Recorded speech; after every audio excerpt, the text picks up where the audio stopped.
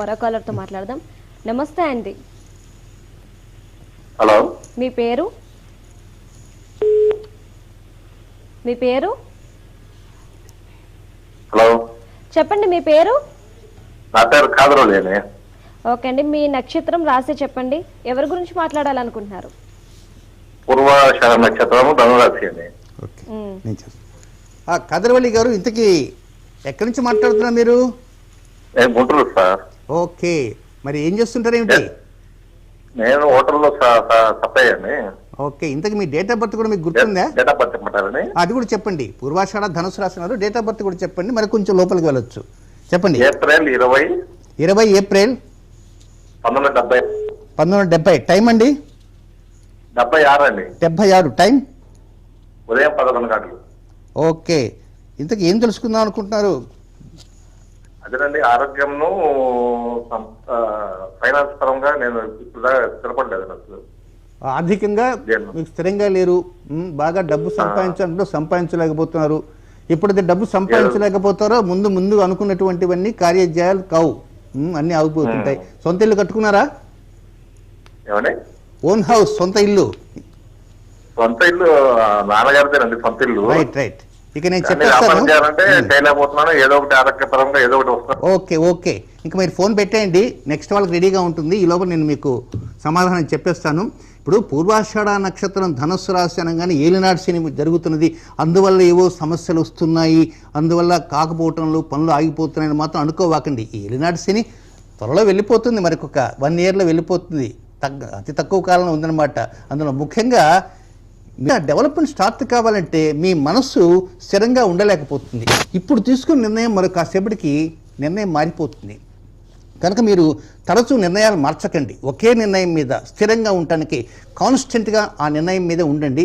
ఆ విధంగా ఉంటే డెవలప్మెంట్ కావటం కాకుండా ఫైనాన్స్ విషయంలో కూడా బాగా దండిగా సంపాదించడానికి అవకాశం వస్తాయి. డిపాజిట్లు కూడా వేయగలుగుతారు. ముఖ్యంగా స్పెక్యులేషన్ జోలికి మాత్రం వెళ్ళకండి. గురువారము అంటే కొంత అనుకూలం కాకుండా ఉండేటువంటి రోజు కనుక ముఖ్యమైన పనులు గురువారం చేయకుండా మిగిలిన రోజులకే ప్రాధాన్యత ఇవ్వండి. డెవలప్మెంట్స్ చక్కగా వస్తాయి, హ్యాపీగా ముందుకు వెళ్ళొచ్చు. శుభం. గురుగారు, మరో కాలర్తో మాట్లాడదాం. నమస్తే అండి. మీ పేరు? నా పేరు మేడం. సరే అండి, మీరు ఎవరి గురించి మాట్లాడాలనుకుంటున్నారు? మా అబ్బాయి గురించి. మీ బాబు పేరు? మా అబ్బాయికి పెళ్లి అయితలేదు మేడం. అవునండి, మీ అబ్బాయి పేరు? వంశీ. ఆయన రాశి నక్షత్రం చెప్పండి. 9వ తారీఖు 4వ నెల 94. ఎప్పుడు పుట్టాడు? సమయం 8 గంటల్లో. ఉదయమా సాయంత్రం 8.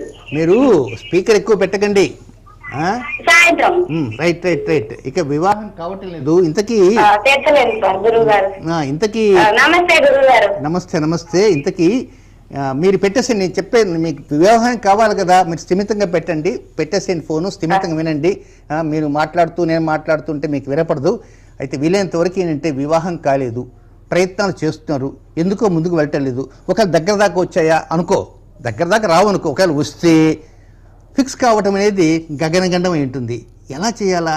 దీనికి ఏదైనా పరిహారాలంటూ అనేక రకాల పరిహారాలు ఉంటాయి. బట్ మీరు ఇచ్చినటువంటి డేట్ ఆఫ్ బర్త్ వివరాల ప్రకారంగా ఒక చిన్నపాటి పరిహారం తెలియజేస్తా. అదేమిటంటే ఆంజనేయ స్వామి గుడి తెలుసు కదా, ఎక్కడైనా ఉంటుంది.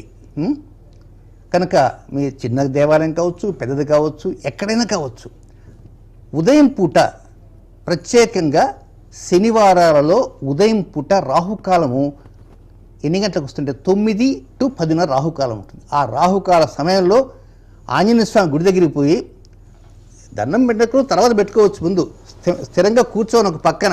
ఆ భక్తులు వస్తుంటారు పోతుంటారు కదా, వాళ్ళని చూస్తూ కూర్చోని చాలు. అంతా కూర్చొని ఒక పావు గంట అరగంట కూర్చొని చిట్ట చివరిలో వచ్చేటప్పుడు స్వామిని, అయ్యా స్వామి త్వరగా పెళ్లి కావాలా అని కోరుకొని బయటకు రమ్మను చాలు.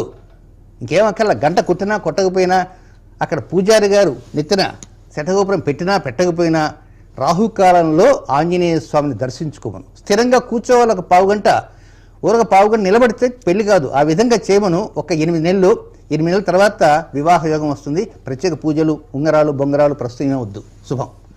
గురుగారు, ఇంతకు ముందు మీరు చెప్పిన ధనిష్ట నక్షత్రంలో శనిగ్రహం ఎంతకాలం ఉంటుంది? ఇప్పుడు ధనిష్ట నక్షత్రము ఇది చాలా ముఖ్యమైనటువంటి పాయింట్. 27 నక్షత్రాల్లో ధనిష్ట నక్షత్రం 2 పాదాలు మకర రాశిలో ఉంటాయి, 2 పాదాలు కుంభరాశిలో ఉంటాయి. ఫిబ్రవరి నెల 18వ తేదీ ఆ ధనిష్ట నక్షత్రంలోకి శని ప్రవేశించాడు. ప్రవేశించిన శని ధనిష్ట నక్షత్రంలో మొదటి పాదం, 2వ పాదం కొనసాగుతూ 3వ పాదంలోకి వెళ్ళిపోతాడు. ఏప్రిల్ 29వ తేదీ 3వ పాదంలోకి వెళ్ళిపోతాడు. వెళ్ళిపోయి అక్కడ కొంతకాలం ఉండి మళ్ళా జూలై 12కి తిరిగి వెనక్కి వస్తాడు. ధనిష్ట నక్షత్రం నుండి మళ్ళా పైనుంచి కిందకు వచ్చి కింద నుంచి మళ్ళా పైకి వెళ్ళేసి రాబోయేటువంటి 2023 జనవరి 17న అసలు మకర రాశిని కుంభరాశి మారి 2023 మార్చి 16వ తేదీ ఆ ధనిష్ట నక్షత్రాన్ని వదిలిపెట్టేస్తాడు.